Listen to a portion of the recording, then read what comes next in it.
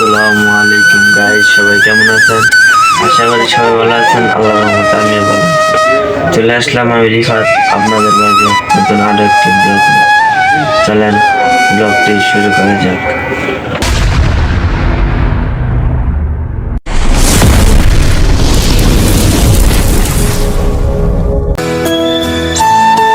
তো গাইস, আজকে প্রথম রোজা আর আমি উঠে গেলাম সেহরি করার জন্য।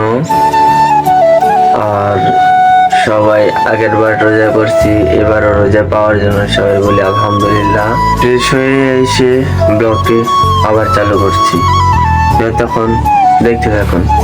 আর গাইস, আমি এখন ফ্রেশ হতে আসলাম।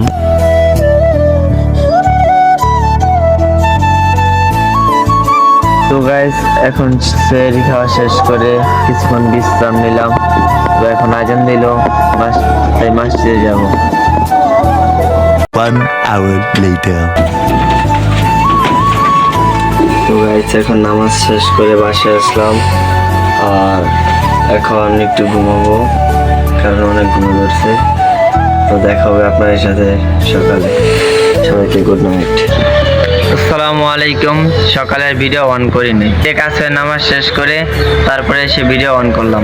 সবাই 30টা রোজা রাখবেন আর 5 ওয়াক্ত সালাত আদায় করবেন। কত কাজের মধ্যে আমরা চেষ্টা করব 5 ওয়াক্ত সালাত আদায় করব।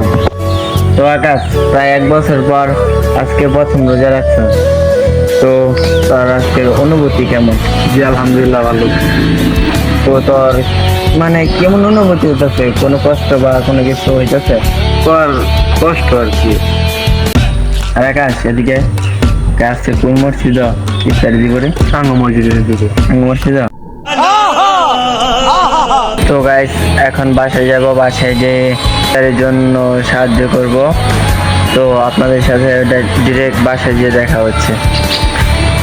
তো গাইস, আমার মামি আলুর চপ বানিয়ে দিয়েছিল, আর আমি বাসায় যে বসে বসে ভিডিও করলাম। আর তখন সময় বেজেছিল 5টা 15। আর তখন আমার মামি বলে ভিডিও করা বাদ দিয়ে ফ্রেশ হয়ে নাও, কারণ ইফতারি আবার তুমি বানাইবা, তাই। আর আমিও ঝটপট ফ্রেশ হয়ে রুমে চলে আসলাম। আর রুমে এসেই ইফতারি বানানোর কাজ শুরু করে দিলাম। আর গাইস, ক্যামেরার পিছে রয়েছে আমার মামা, আর আকাশ কিন্তু মসজিদে চলে গেছে ইফতারি করার জন্য। আর এখানে আমি একা একা যত তাড়াতাড়ি সম্ভব ইফতারি প্রস্তুত করার চেষ্টা করতেছি। আর গাইস, আজান দেওয়ার আর মাত্র 5 মিনিট রয়েছে, তাই আমি এখন মুড়ি ঢেলে মুড়িগুলো মেখে নিলাম, কারণ সময় তো আর বেশি নেই। গাইস, মসজিদে আজান দিতেছে, তাই মামা আমাকে শরবত দিয়েছে। আর গাইস, মামার হাত থেকে শরবতের গ্লাসটা নিয়ে শরবত খেলাম। গাইস, আজকের জন্য এখানে ব্লগটি শেষ। আর দেখা হবে আপনার সাথে পরবর্তী আরেকটি ব্লগ নিয়ে। সবাই ভালো থাকবেন, সুস্থ থাকবেন। সবাইকে আল্লাহ হাফেজ।